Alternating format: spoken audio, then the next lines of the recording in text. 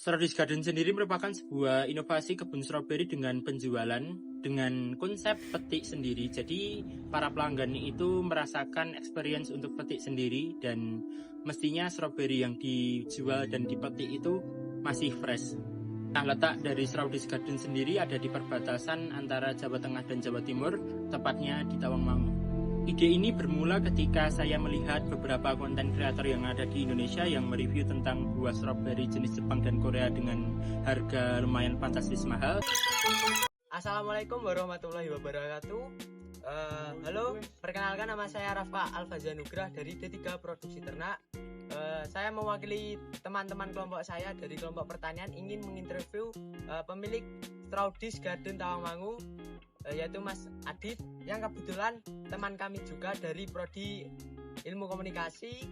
Halo, perkenalkan saya Ditya Swastama dari Prodi S1 Ilmu Komunikasi, dan di sini saya selaku owner Strawberry Garden ingin menjawab beberapa pertanyaan dari teman-teman Prodi D3 Proter. Berikut beberapa pertanyaan dari kelompok kami. Kapan Mas Adit memulai budidaya buah stroberi ini? Saya sendiri telah berkecimpung dalam dunia pertanian, tepatnya di Strawberry Garden, bisnis saya sendiri, sudah sejak 1 tahun yang lalu, tepatnya saya sebelum kuliah di UMUKA. Dengan siapa saja Mas Adit bisa melakukan budidaya stroberi ini? Melakukan budidaya atau pengembangan tanaman stroberi sendiri, sebenarnya saya ada di bagian marketing, tetapi untuk pembudidayaannya telah dilakukan oleh. Di mana Mas Adit mendapatkan ide untuk budidaya stroberi ini? Sebelum terciptanya Strawberry Garden sendiri, sebelumnya saya telah melihat beberapa konten kreator yang mereview tentang buah stroberi Jepang dan Korea, dan rasanya itu sangat manis, akan tetapi harganya itu sangat mahal sekali. Nah, dari situ saya mengide untuk mengembangkan tanaman stroberi Jepang dan Korea. Tepatnya saya mengembangkan tanaman stroberi Jepang Korea tersebut dengan tujuan jika berbuah akan saya jual dengan harga yang lebih murah daripada di supermarket. Jadi masyarakat lokal seperti orang Indonesia itu bisa merasakan experience untuk membeli buah stroberi dengan cara memetik sendiri, yang pastinya itu sangat fresh dan harganya itu terjangkau. Mengapa Mas Adit memilih untuk membudidaya buah stroberi? Alasan saya sendiri untuk membudidayakan tanaman stroberi, terkhususnya jenis Jepang dan Korea sendiri, saya ingin berbeda dari yang lain. Karena apa? Karena banyak sekali wisatawan Tawangmangu yang membeli buah stroberi di Tawangmangu itu jenis yang lokal. Akan tetapi saya ingin mengembangkan buah stroberi Jepang dan Korea agar wisatawan lokal itu bisa merasakan experience untuk memetik sendiri dan bisa merasakan buah stroberi Jepang dan Korea dengan harga yang lumayan murah. Kenapa Mas Adit bisa tertarik budidaya buah stroberi? Alasan kenapa saya sangat tertarik untuk membudidayakan buah stroberi sendiri karena pada masa ini banyak sekali petani, apalagi anak muda yang sangat gengsi untuk ke kebun. Nah, maka dari itu saya ingin terlihat anti mainstream dan saya belajar tentang pertanian tersebut. Bagaimana cara Mas Adit bisa sukses dalam membudidayakan buah stroberi? Awalnya saya iseng membuat sebuah konten di TikTok, apalagi saya sekitar 1 tahun yang lalu juga sangat suka membuat sebuah podcast atau live streaming di TikTok tentang penjualan bibit tanaman stroberi. Nah, dari situ saya memiliki ide untuk menjual tanaman stroberi atau buah stroberi tersebut, tapi marketingnya itu di platform TikTok, Instagram, dan sosial media lainnya. Nah, dari situ juga qadarullah banyak sekali wisatawan lokal hingga mancanegara yang datang ke kebun stroberi ini. Apa saja yang dapat digunakan untuk menanam tanaman stroberi? Untuk pupuknya sendiri saya menggunakan pupuk organik cair. Jadi pupuk organik cair tersebut merupakan sebuah fermentasi dari pruning daun. Jadi stroberi itu ada masanya untuk pruning daun atau melepaskan daun atau bisa disebut pengamputasian daun hingga protol. Lalu setelah protol, daun tersebut difermentasi di dalam sebuah tong dan diberikan pupuk organik seperti tretong sapi atau yang lain-lainnya, dan difermentasi sehingga menghasilkan pupuk organik cair yang bisa membuat tanaman stroberi itu berkembang lebih subur. Bagaimana cara melakukan pemupukan yang baik? cara pemupukannya sendiri dilakukan 2 minggu sekali. Hama apa saja yang menghambat pertumbuhan stroberi? Hama yang sering mengganggu tanaman stroberi sendiri ada beberapa macam. Yang pertama, pada buahnya sendiri ada hewan tanpa tulang yang memakan buahnya. Bentuknya itu seperti keong tapi tidak memiliki tulang.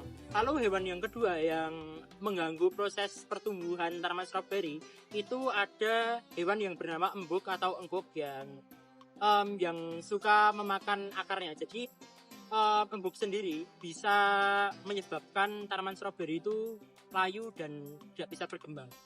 Upaya apa yang dilakukan untuk mencegah hama? Cara yang dilakukannya sendiri sebelum penanaman tanaman stroberi sendiri, kita biasanya membunuh hama yang bernama uret atau engkuk tersebut agar nantinya perkembangan akarnya itu tidak rusak. Saat pemetikan itu sebelum dikonsumsi apakah stroberi harus dicuci terlebih dahulu? Stroberi yang ada di Strawberries Garden sendiri merupakan stroberi organik, jadi tidak perlu dicuci. Karena apa? Karena ketika turun hujan itu stroberi akan secara alami tercuci sendiri. Jadi ketika kita memanen buah stroberi tersebut, kita tuh bisa langsung merasakan stroberi tersebut. Sebelum dikonsumsi kan ada opini publik yang ada yang mengatakan tentang stroberi itu sebelum dikonsumsi harus direndam ke air garam dulu. Apakah itu benar? Sebenarnya cara pembersihan stroberi dengan cara direndam dengan air garam tersebut adalah cara yang salah. Karena apa? Karena ketika kita memasukkan buah stroberi ke dalam garam, itu akan menyebabkan kadar asam dari buah stroberi tersebut akan naik. Berapa lama stroberi bertahan?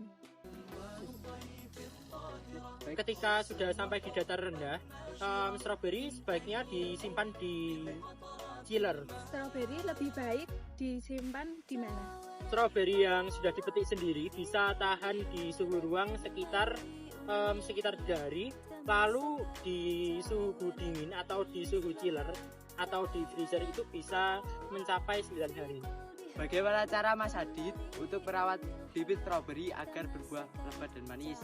Dan bagaimana cara awal langkah-langkah untuk menanam stroberi serta media tanam apa yang Mas Adit gunakan? Cara perawatan tanaman stroberi sendiri sangat mudah sekali. Basicnya, ketika kita sudah menancapkan tanaman stroberi dan sudah menjadi bagus itu sebenarnya stroberi itu tanamannya itu sudah bisa bagus. Akan tetapi biar buahnya itu lebat itu kita harus mengurangi beberapa daun di tanaman stroberi dengan cara pemuruningan daun sampai akar sarafnya agar nantinya stroberi bisa fokus untuk pembuahan. Langkah-langkah penanaman tanaman stroberi sendiri sangat mudah sekali, cuman diperlukan beberapa wadah seperti polybag, pot atau yang lainnya dengan takaran tanah 2:1. Jadi 2:1 itu bisa diartikan tanahnya itu tanah 2 dan pupuknya 1. Untuk pupuknya sendiri bisa menggunakan pupuk kandang, lalu untuk tanahnya sendiri saya saranin untuk menggunakan tanah andosol. Jadi tanah andosol itu merupakan sebuah tanah yang bisa ditemukan di daerah dataran tinggi yang tinggi akan humus sehingga menyebabkan tanaman buah seperti stroberi itu bisa bertumbuh subur. Apakah tanaman stroberi bisa ditanam dengan media semai dengan biji? Media tanam untuk tanaman stroberi di Strawberries Garden sendiri ada 2. Yang pertama ada di bagian polybag. Jadi di bagian polybag sendiri menggunakan tanah dan pupuk dengan perbandingan 2:1.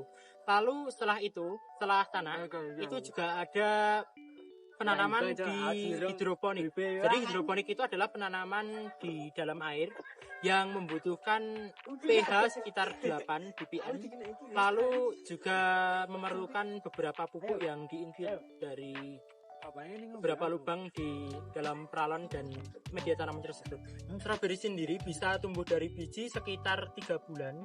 Jadi caranya sendiri sangat rumit sekali. Biasanya penyemaiannya tanaman stroberi sendiri dilakukan dengan cara menggunakan media tanam rockwool. Jadi rockwool merupakan sebuah media tanam yang ada pada hidroponik. Biasanya penyemaian stroberi sendiri dilakukan dengan cara hidroponik setelah memiliki